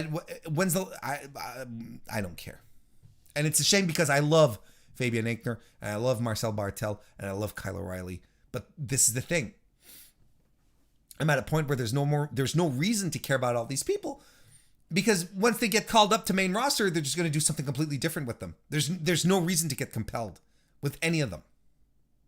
If they get called up, and they'll get fired before, if you know what I mean. NXT Cruiserweight Championship, Roderick Strong versus Joe Gacy. Is Joe Gacy a cruiserweight?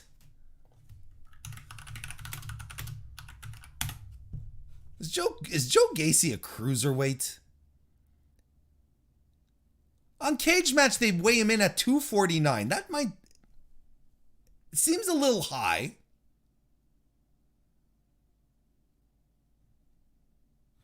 He's not 205. No, but for real, Joe Gacy is not 205 pounds. He's not. And it's not even like Buddy Murphy when they were trying to make us believe that he was 205 pounds, right? At least, you sort of look at Buddy Murphy and you're like, well, the dude is like, he's lean. He doesn't eat a single carb, that guy does, it's like.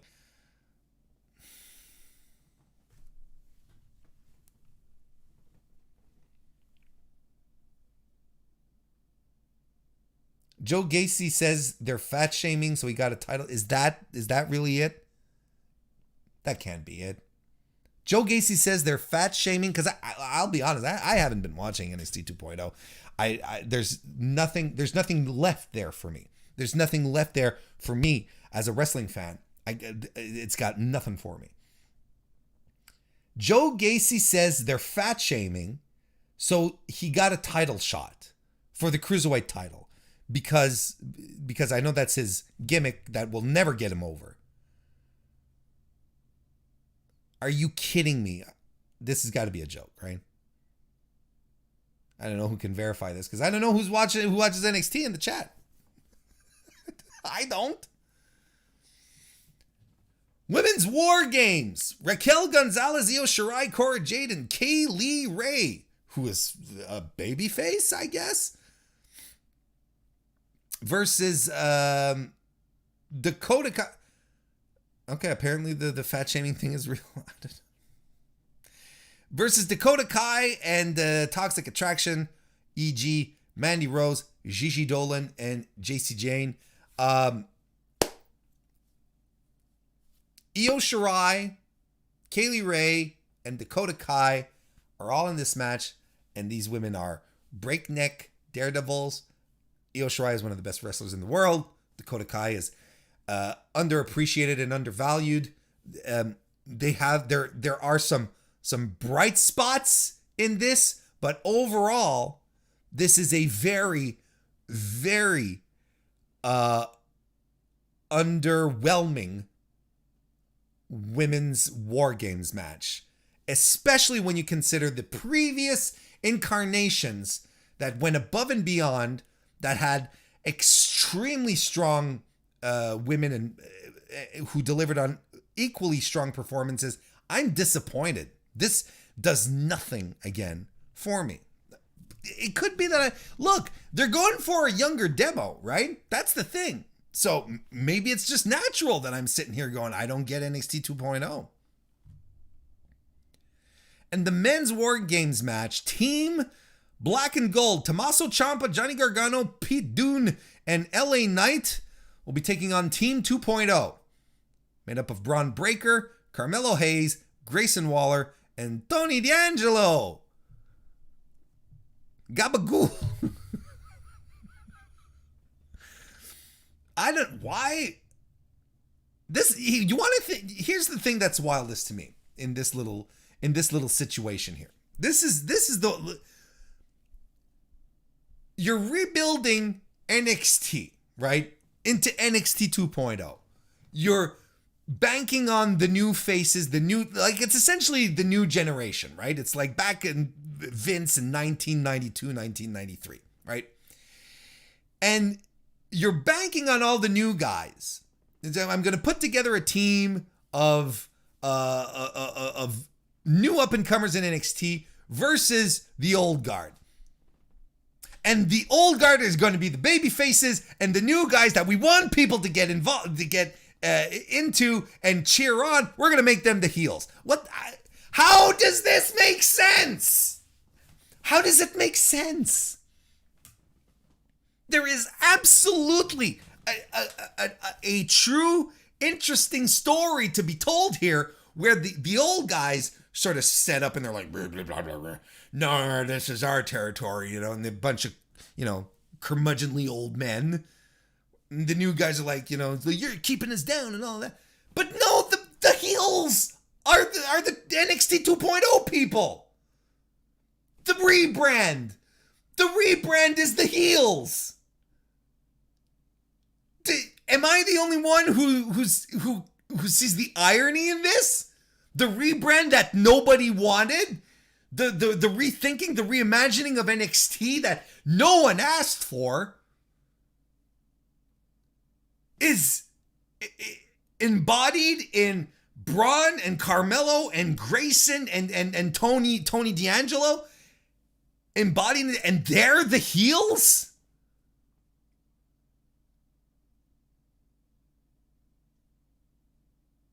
I don't understand. I do not understand this. And I think it's hilarious. LA Knight sticking up, like, part of the old guard. Fuck off. And I have nothing against Eli Knight. I've said it before, and I'll say it until he actually does show up on main.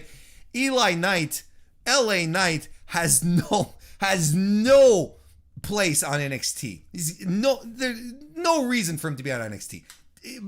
Bump him up on main. That's where he should have gone in the first place. He's not an NXT guy, and he's going to be defending the black and gold. Use Kushida then, if anything. That makes a lot more sense, and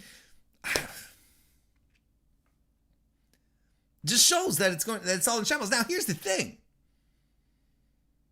there are too many high-quality, world-class athletes in this match for it to suck. It's not going to be bad. But there's only so much you can do here. Carmelo Hayes is very good. Braun Breaker, I think his inexperience shines through at some moments. I think he's a great personality. I think he's got his character down. I think he's very good at being, a pretend Steiner. He's very good. Tony D'Angelo, it's all right, I guess. Grayson Waller,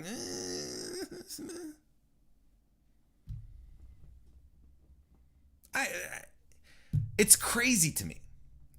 It's crazy to me that I'm in the year 2021 and I'm like, NXT does nothing for me. Nothing. I've been turned off to the product. I've been turned off to NXT, and that blows my mind. It blows my mind that just in a few years ago, 2 years ago, 3,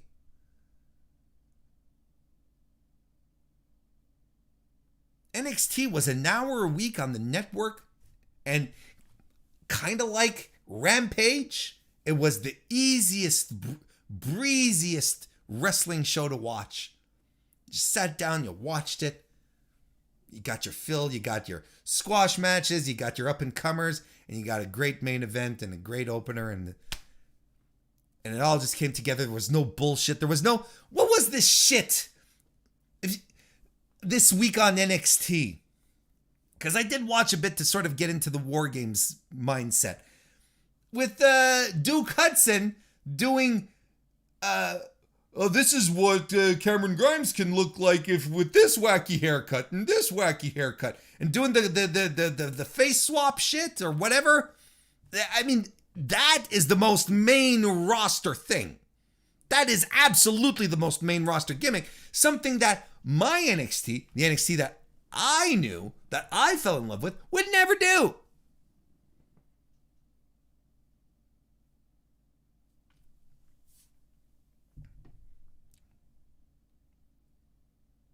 I hate this. I hate what it's become, you know? I really do. Full Sail was special. Everything was special about it. I don't know, man. Look, I'm not going to sit here and start reminiscing about the old NXT. Look, the move to USA effectively killed it. And a lot of people predicted it, and they were right. I don't think we expected it to die this quickly or take this form.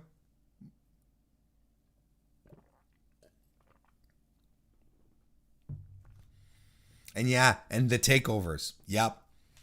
The takeovers were always these high level, exciting shows that would always outshine the main roster shows, right? Every time you'd get the takeover on the Saturday, be like, oh, tough, hard to follow for Survivor Series the next day. And, and as per predicted, the Survivor Series show was not even close to being as good as the takeover the night before.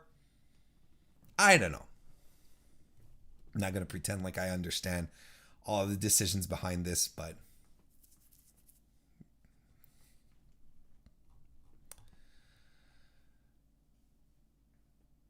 I'm going to wrap this up talking about Pro Wrestling Illustrated. Hey, they put out their top 50 tag teams list today. Those kind of things always lay out some controversy, doesn't it? A lot of people get excited. A lot of people get happy. A lot of people get mad. Justin Firestein, good to see you. Welcome to the chat. The top 5. This is, obviously this is the one. This is the one that we it's always the top 5 that we talk about, right? The number 1 tag team of the Pro Wrestling Illustrated top 50 is the Young Bucks, and I think it's hard to argue against that, right? Very, very hard to argue against the Young Bucks at number 1. Number 2, we've got the Lucha Bros. Again, makes a lot of sense to me. Makes a ton of sense to me. Dangerous Tekkers in at number 3, which I find a little odd. Now I didn't admit I didn't make, I didn't get I didn't do all the I didn't go deep into the research, right? I didn't check out all of these tag teams here and see, because there's a lot of factors, that go into it, like very, very clear criteria, like activity, so the number of matches that they're in, the titles that were won, so on and so forth. But there's also like momentum and the importance of the matches that you've been in, just like overall, momentum can mean a lot of things, right? And look, this is my opinion, right? Of course, it's my show. I think the New Japan tag team scene is shit. I don't think anyone should be, I would assume that the Dangerous Tekkers are this high up on the list because of the weight of the IWGP tag team titles, which is a very, very storied title, has a history, and it's a prestigious title in tag team wrestling. So I'm assuming, but Gorillas of Destiny? I don't know. But then again, like, see, that's the thing. Is like it's the New Japan Tag Division, and I think the New Japan Tag Division is shit. I can't get into it, and I'm not worth. I don't. It's the second year in a row I don't watch World Tag League because I don't think there's really anything that compelling in it. If anything, Dangerous Tekkers came together as a tag team that I guess no one really expected them to be entertaining and fun as a tag team, I guess. But anyway. Usos at number 4. Usos at number 4. Seems a little high. Top 10, but top 5? Because wasn't Jimmy out for a good part of the year? Right? It was this year. He was out for a good part of the year, and they didn't start, like, I'm just spitballing here. I don't think they started wrestling until, as a tag team again, until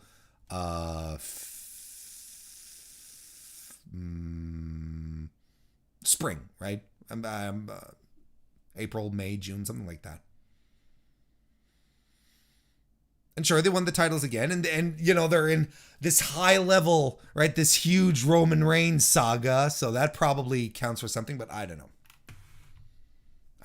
ALK, Julia and Shuri. DDMs. I absolutely look, and I'm not going to pretend that personally that that I'm not deep into Stardom happenings or lore. My pal JPQ, who's in the chat though, he was talking about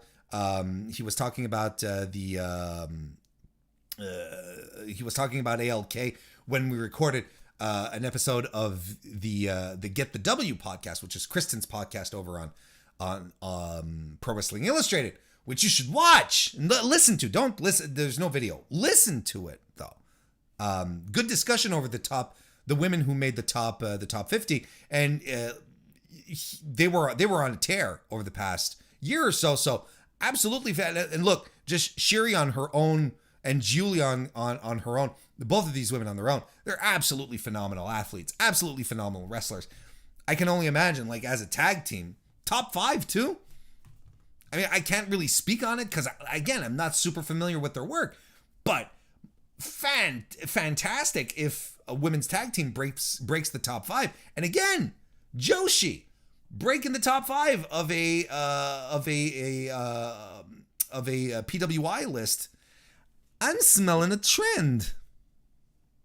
Could it be that Joshi is becoming bigger and bigger in North America? My God, man.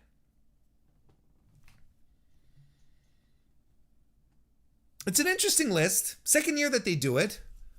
And on their lists, right? Spur discussion, blah, blah, blah, and all of that. But, like, quite frankly, Young Bucks at number 1, I think is fair. I saw some discourse over FTR not being in the top 5, but they made it to the top 10, right? Or maybe, hang on. Good Brothers at number 10. Street Profits number 9. Desperado and Kanemaru at number 8. Nia Jackson, Shayna Baszler at number 7. MSK at number 6. So no, FTR didn't even break the top 10. Where did they come in at? RK Bro. FTR at number 19. Top Strike Unit in last year's inaugural Tag Team 50. They were number 1. Lost momentum after dropping AEW tag title early in the evaluation period, but recently won the AAA Tag Team Championship from the Lucha Bros. It's probably just a question of activity, I would say. Losing the titles is never great for your rankings, but that's very interesting. It dropped from number 1 to 19. I don't know if I would have put them that far down.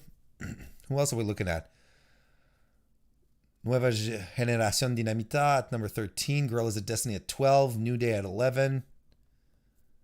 RK Bro at 15. See, RK Bro, I wouldn't have put them that high. Too young a tag team.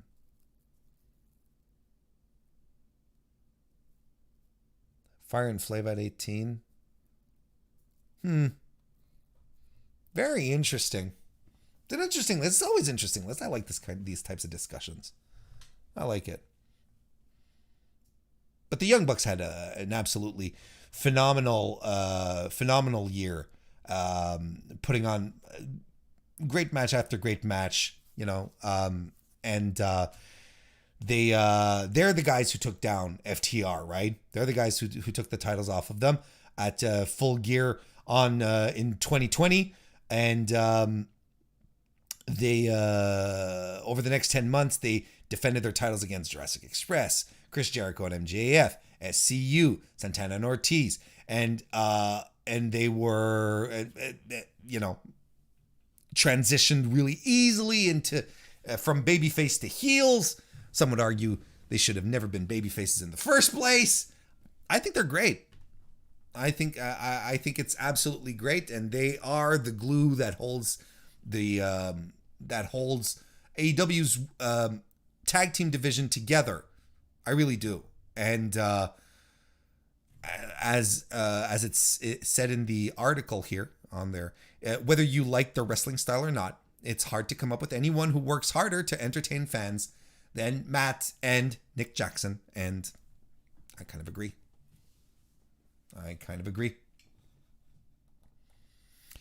One last thing before we wrap it up, because it will have some, again, it's PWI related, and we will have some discussion on the post show regarding this.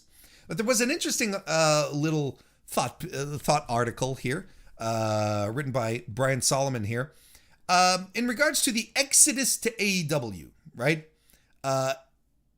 Where he sort of takes some wrestlers who recently either left a wrestling company, not either, who left a wrestling company or who came out of retirement after working from another wrestling company and ended up in AEW, and asked himself, was this the good move for them? Are they better off in AEW than where they were before?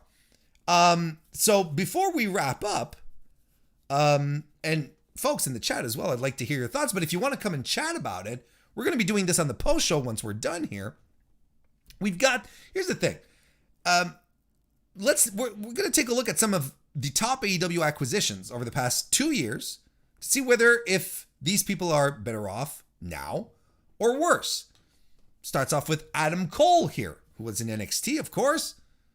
Undisputed Era, NXT champion, Is he better off in NXT, in AEW than he was in NXT? Brian Solomon says better. I say he's refreshed. I don't know if it will likely be better. I think he has a better upside in AEW because AEW is more is geared to his size, his style. He's going to fit in much more naturally than in WWE, where there's still the size stigma that's still very, very, very, very present. I think he's going to continue growing. I think it's very early to say whether Adam Cole in AEW has been an overall success or not, but as it stands right now, it's been going great. I'm sure he's happy. I'm sure AEW's happy with him as well. Excited to see it, but definitely refreshed. Bryan Danielson, who left WWE to head to AEW. Brian Solomon says that, yes, he is better off in AEW than he was in WWE, and I will concur. As Brian says in the article, perhaps no one else has benefited more from going all elite than Danielson, who is on the verge of his most miraculous comeback yet. He's just there's no mistaking as to why he started calling himself the American Dragon again, because that's exactly what he wants to be. He wants to be the guy who kicks people's heads in, and that's what he always says. He wants to kick people in the head. He wants to hurt people. That's what he's doing. And he's been wrestling like he should. He's wrestling like the legend that he is. Unleashed, unfettered. Fantastic stuff. Andrade El Idolo, who came from WWE. Brian, in his article here, says that his move over to AEW has been worse for Andrade than being in WWE. Brian says despite making that early splash at press time, Andrade seemed just as overlooked on AEW's stacked roster as he was in WWE. I wouldn't say worse, but I would say it's a little more middling, right? I wouldn't outright call it a raging success. But I think, because I do think they tried something to kick him off that didn't resonate, that didn't work, but they're building him back. And I think they're being a little more cautious, taking a little more time with his booking, making sure that he's in angles and situations that really do benefit him and play to his strengths. If there's anything that AEW has shown us, is that they can take situations, wrestlers that aren't quite working out, and rehabilitate them into something else, such as Miro, who, of course, Brian Solomon says that he's better off in AEW than he was in WWE. And when Miro came in, you could argue that no, he wasn't being well taken care of in AEW, coming in his fucking Gucci pajamas and all that shit, doing the goofy stuff, the video gaming stuff. But they took their time, brought in this Redeemer stuff, and he's just been on top of the world.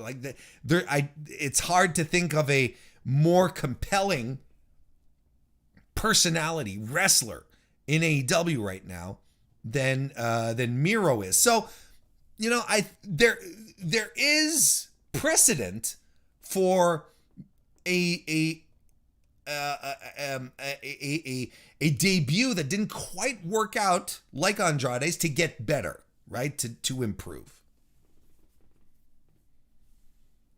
FTR, Brian says that they're definitely better.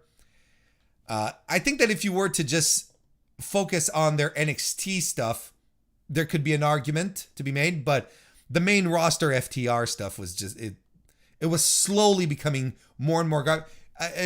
Y'all remember Icy Hot? Or what am I saying? What I mean? Uzi Hot? Y'all remember that? Yeah. I bet you forgot.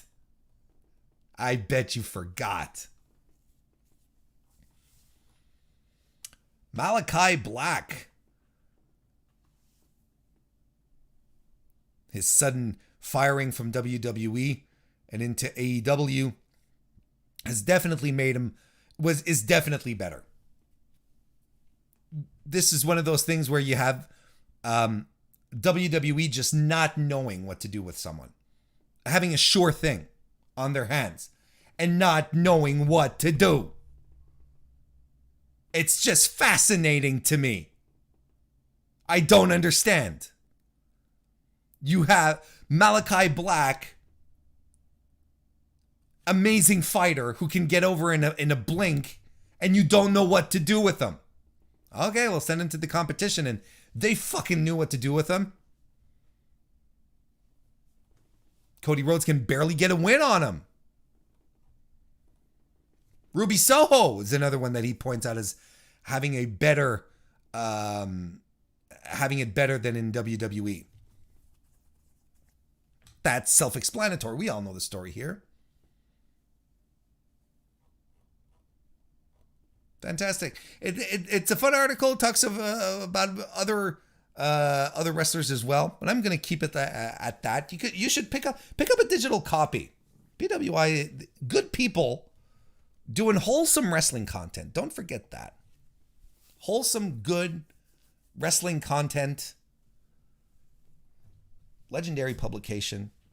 And I'm not just saying that because I collaborate. Not just because of that, but because there is a lot of good in there. Check it out. Check it out. Timothy Farley of Armbar Audio. How you doing? Welcome to the chat. And William Davis, nice to see you. Just as we are about to wrap up the weekly wrestling inspection.